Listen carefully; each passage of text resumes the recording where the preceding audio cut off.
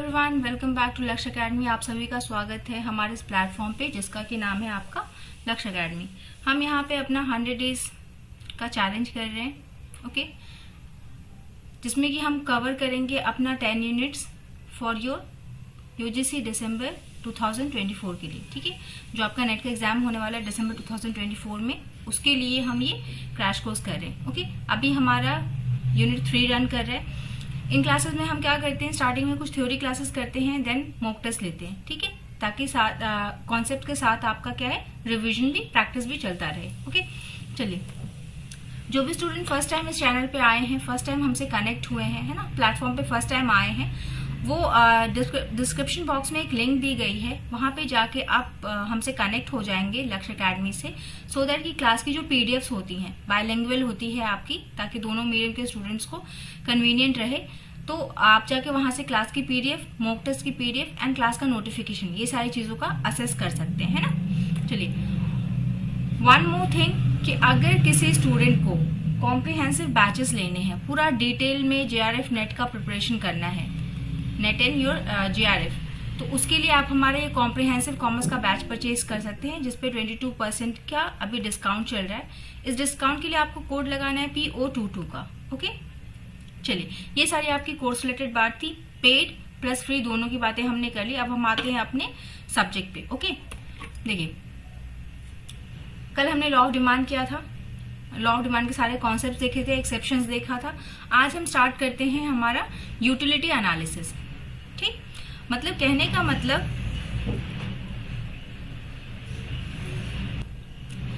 देखिए, अभी हमने क्या किया, लॉ ऑफ डिमांड किया। डिमांड मतलब किसी भी चीज की मांग है ना, डिमांड मतलब क्या था, हमारा मांग। एक ऐसी इच्छा थी, एक ऐसा डिजायर था जिसके लिए हमारे पास क्या हो, एबिलिटी टू पे। ओके, यही हमारा क्या था, आपका डिमांड था। अब ये जो डिमांड है, ये डिमांड कोई कंज्यूमर, डिमांड कौन करेगा, आपका कंज्यूमर। ओके, अब ये कंज्यूमर जो अगर किसी चीज की डिमांड कर रहा है, तो उसके लिए उस वस्तु की, जिस भी वस्तु की वो डिमांड करे, वस्तु या सर्विसेज, वस्तु या सेवाएं जिसकी भी वो डिमांड करता है, तो उसके लिए उसकी कोई उपयोगिता होनी चाहिए, कोई यूटिलिटी होनी चाहिए। फॉर एग्जाम्पल, अगर एक स्टूडेंट है, उसको कोई बुक चाहिए, तो वो अपने कोर्स रिलेटेड ही बुक्स खरीदेगा, है ना। मार्केट में तो हर तरीके की, बहुत तरीके की, हर तरीके की क्या, बहुत सारे तरीके की बुक्स मिलती है, बट हर कोई हर बुक नहीं खरीदता, है ना। स्टूडेंट के लिए बुक की कैटेगरीज कुछ और होती हैं, मैच्योर कुछ और खरीदते हैं, जो आपके बिजनेसमैन है वो कुछ और खरीदेंगे। तो कहने का मतलब है कि हर वस्तु और सेवा की अपनी अपनी यूटिलिटी होती है, अपनी अपनी उपयोगिता होती है ना, जिसके बेसिस पे वो डिमांड करता है। इस डिमांड को पूरा कौन करता है, आपका बिजनेसमैन। ओके, तो कंज्यूमर अपने नजरिए से वस्तु को देखता है कि उसके लिए उसकी उपयोगिता क्या होगी, कैसी होगी, ये कंज्यूमर के पॉइंट ऑफ व्यू से यूटिलिटी होता है। और जो बिजनेस है, बिजनेस डिमांड को किस नजरिए से देखता है, यूटिलिटी एनालिसिस के नजरिए से, है ना। मतलब विश्लेषण कौन करता है, दोनों करते हैं अपने अपने नजर से। बिजनेस विश्लेषण क्यों करेगा, सो दैट वो उसको प्रोड्यूस कर सके, है ना, उसको बना सके, उस वस्तु को, उस सेवा को, जो किसके लिए उपयोगी होंगी, आपकी कंज्यूमर के लिए। ओके, तो ये पूरा सर्कल आपको समझ में आया कि डिमांड क्या है। क्लासेस हम सीक्वेंस में कर रहे हैं, हमने पहले देखा डिमांड क्या है, डिमांड का लॉ क्या है, उसके बाद हम देख रहे हैं कि उसकी यूटिलिटी क्या होती है। एक वस्तु की या सेवा की उपयोगिता जो है, वो उसको दोनों लोग एनालिसिस करते हैं, दोनों लोग उसका विश्लेषण करते हैं, आपका कंज्यूमर भी और आपका बिजनेसमैन भी, लेकिन दोनों का नजरिया क्या है, अलग होता है। ये किस लिए यूटिलिटी एनालिसिस करेगा, सो दैट कि ये कंज्यूमर का जो बिहेवियर है, ये यूटिलिटी जो एनालिसिस है ना, उपयोगिता विश्लेषण, इसको हम और क्या और किस नाम से जानते हैं, कंज्यूमर बिहेवियर के नाम से। ओके, तो मतलब कंज्यूमर का क्या व्यवहार है, क्या उसको चाहिए, कैसी उसकी उपयोगिता होती है, उन सब का जब हम विश्लेषण करते हैं तो उसको यूटिलिटी एनालिसिस बोलते हैं, या फिर कंज्यूमर बिहेवियर की स्टडी बोलते हैं हम। ठीक है, ये हमारे दो तरीके के होते हैं, कार्डिनल एंड ऑर्डिनल।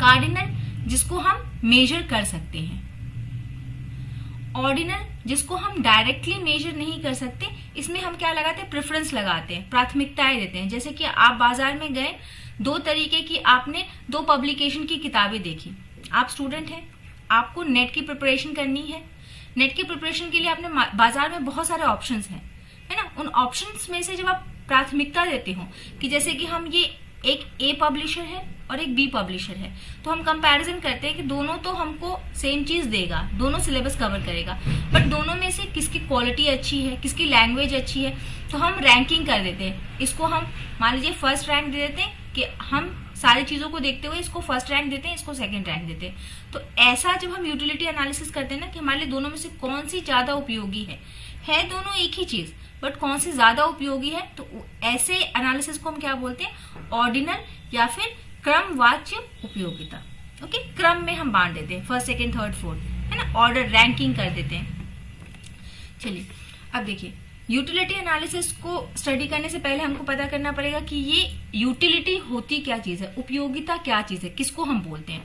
तो देखिए, एक बात तो ध्यान रखेंगे कि ये जो स्लाइड है आपका, है ना, आपके स्क्रीन पे जो ये स्लाइड आपको दिख रहा है कि what is utility, it is the important slide या फिर very important slide. Star mark करके इसको आप देख लेंगे, क्योंकि इसमें जितने भी पॉइंट्स दिए हैं ना, ये आपको 5 पॉइंट्स दिए, ये पांचों पॉइंट आए हुए क्वेश्चंस हैं, और अगर नहीं आए हैं तो आएंगे, आए हुए हैं, वैसे नहीं आएंगे की कोई बात ही नहीं है। ओके, देखिए, एक तो डेफिनेशन है इसकी कि यूटिलिटी उपयोगिता हम किसको कहते हैं, want satisfying power of a commodity. एक जो वस्तु है, चाहे वो गुड्स हो या सर्विस हो, उत्पाद हो या फिर सेवाएं हो, उसकी जो क्षमता होती है किसी भी वांट को पूरा करने की, जो चाहत होती है, इच्छा होती है, उसको संतुष्ट करने की उसकी जो पावर है गुड या सर्विस की, उसको हम क्या बोलते हैं, उपयोगिता या यूटिलिटी बोलते हैं। Okay,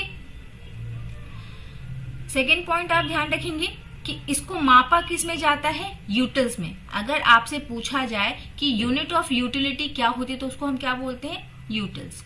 utils is the unit of utility, ठीक है, उसकी इकाई होती है।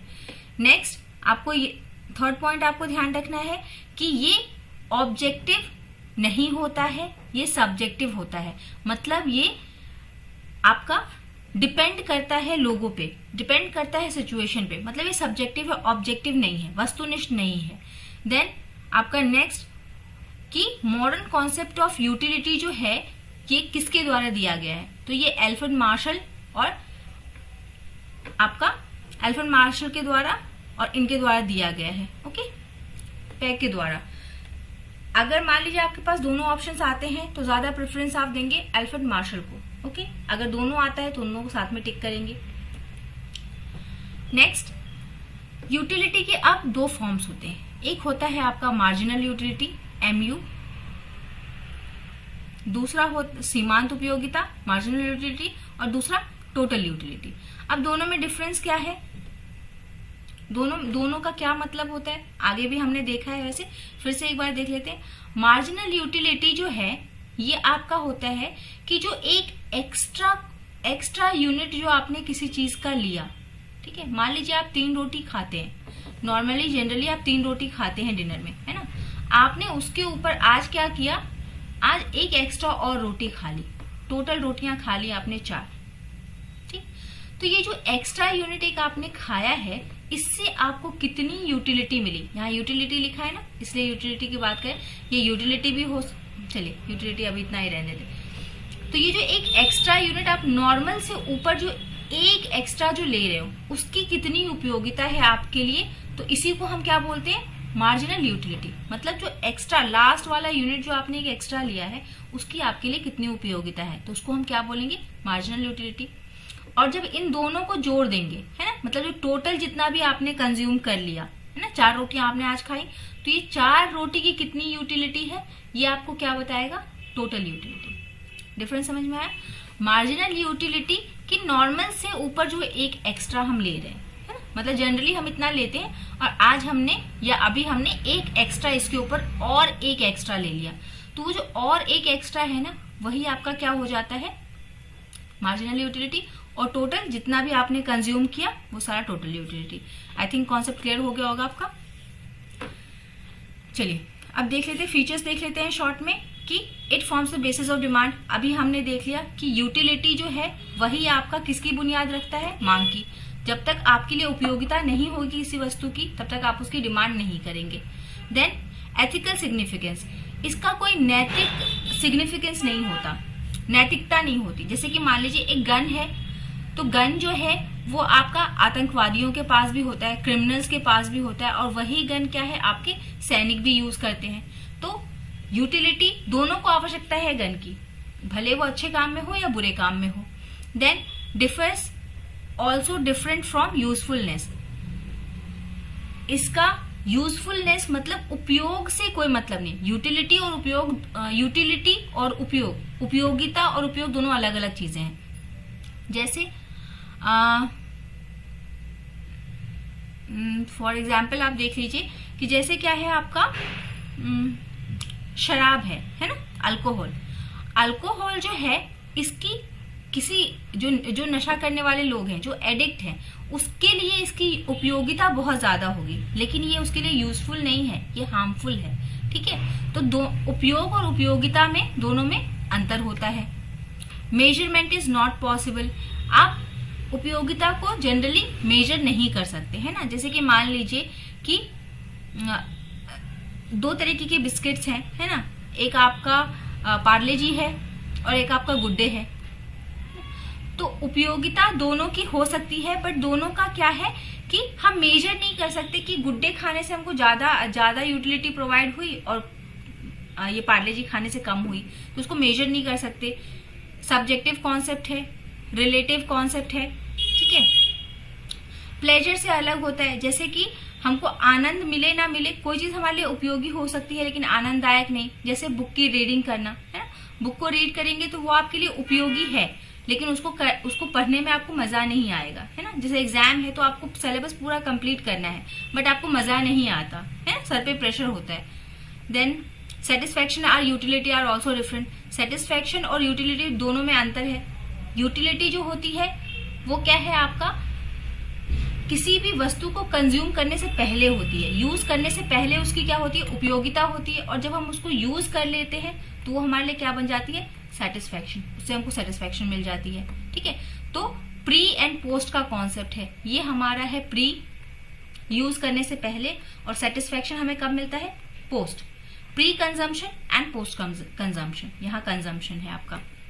Utility depends on intensity of want, ये आपका क्या बताता है कि उपयोगिता जो है जितनी ज्यादा हमारी मतलब जितनी ज्यादा हमारी चाहत होगी ना किसी चीज के लिए, जितनी ज्यादा जरूरत होगी, इच्छा होगी, उतना ही ज्यादा उसका यूटिलिटी होगा। जैसे मान लीजिए कि आप कहीं से भाग के आ रहे हैं और तब आपको एक गिलास पानी की जो जरूरत होती है और उससे जो आपको संतुष्टि मिलती है वो, और आप किसी के घर गए और आपको पानी पीने का मन नहीं है, फिर भी आपके सामने पानी आ गया और आपने पी लिया, तब दोनों सिचुएशन में आपके लिए पानी का महत्व अलग है ना। एक जगह आपको बहुत ज्यादा जरूरत है पानी की, आपका गला सूख रहा है, आप बहुत परेशान है, आपको पानी चाहिए ही चाहिए, और दूसरी जगह क्या है कि आप फॉर्मेलिटी में पानी पी रहे हैं, है ना। तो ये कहने का मतलब है कि इंटेंसिटी पे डिपेंड करता है कि कितनी ज्यादा आपको जरूरत है। चलिए, कार्डिनल ऑर्डिनल हमने देख लिया है। अब देखिए ये थोड़ा सा आपका ये लॉ ऑफ कार्डिनल यूटिलिटी, इसमें दो आते हैं आपका, एक आता है लॉ ऑफ डिमिनिशिंग यूटिलिटी जिसको गॉसेंस फर्स्ट लॉ कहते हैं, और इसी का दूसरा है लॉ ऑफ इक्विमार्जिनल यूटिलिटी, है ना। अभी मार्जिनल यूटिलिटी हमने देखा कि एमयू क्या होता है, इसको हम किस नाम से जानते हैं, second law of Gossen's second law. ठीक है, ये पेज भी आपका बहुत इंपॉर्टेंट है, इसको भी आप रट जाएंगे। देन इक्विमार्जिनल के और तीन नाम है, दो और नाम है, एक है लॉ ऑफ सब्स्टिट्यूशन, दूसरा है लॉ ऑफ इकोनॉमिक्स। और लॉ ऑफ इक्विमार्जिनल ये कॉन्सेप्ट किसने दिया, आपका मार्शल ने। देखिए चार चीजें हैं यहाँ पे, एक तो लॉ ऑफ इक्विमार्जिनल कैसा है आपका, कार्डिनल है, दूसरा इसको और क्या बोलते हैं, Gossen's second law, law of substitution and law of economics, ये चार नाम है, 1 2 3 4, ठीक है, चार नाम है। लॉ ऑफ इक्विमार्जिनल यूटिलिटी किसने कहा, मार्शल ने कहा, और लॉ ऑफ इकोनॉमिक्स किसने कहा, रॉबिन ने कहा। इतनी चीजें आपको रट लेनी है, ये सारे 1 मार्क्स के क्वेश्चन आपके बन सकते हैं ना, तो ध्यान में रखेंगे। लॉ ऑफ डिमिनिशिंग यूटिलिटी हमने किया हुआ है, पहले भी आपको बताया, फिर बता देते हैं कि कोई एक कमोडिटी है, जैसे कि आपने कोई एक कमोडिटी यूज की, ठीक ना, एक यूनिट आपने कंज्यूम की, मतलब मान लीजिए एक रोटी खाई, आपको संतुष्टि मिली 25, ठीक है, यूटिलिटी उसकी थी 25, फिर एक और खा ली, थोड़ी सी यूटिलिटी कम होगी, थोड़ा पेट हमारा भर गया, फिर एक और खा ली और भर गया, फिर यहाँ जब हम 6 पे पहुंचेंगे, जब छठी रोटी खाएंगे तो हमारी यूटिलिटी क्या है, एकदम 0 होगी, हम पूरे फुल हो गए हैं, है ना। और उसके बाद क्या है, फिर उसके बाद अगर हमने रोटियां खाई, एक्स्ट्रा खाई, तो क्या है, हमारी यूटिलिटी नेगेटिव में चली जाएगी, ठीक, मार्जिनल यूटिलिटी। तो मार्जिनल यूटिलिटी 3 कैटेगरी में आपको मिलती है, एक होता है पॉजिटिव, एक होता है आपका MU 0 और एक होता है आपका MU नेगेटिव। ओके, ये 3 फेजेस होते हैं इसके,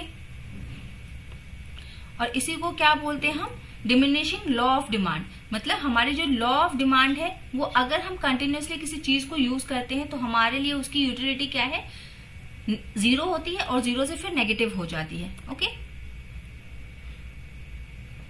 फिर देखिए लॉ ऑफ इक्विमार्जिनल,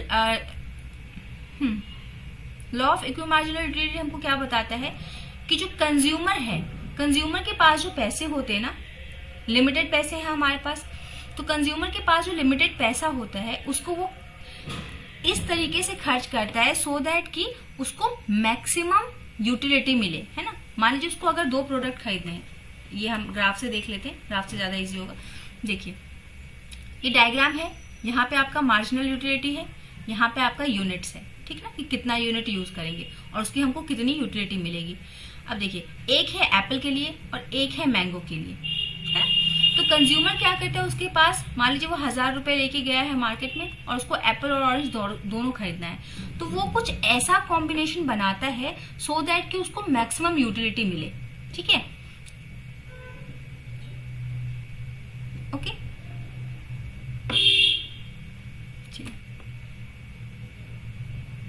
चलिए तो आज की क्लास हम यहीं पे रोकते हैं, है ना।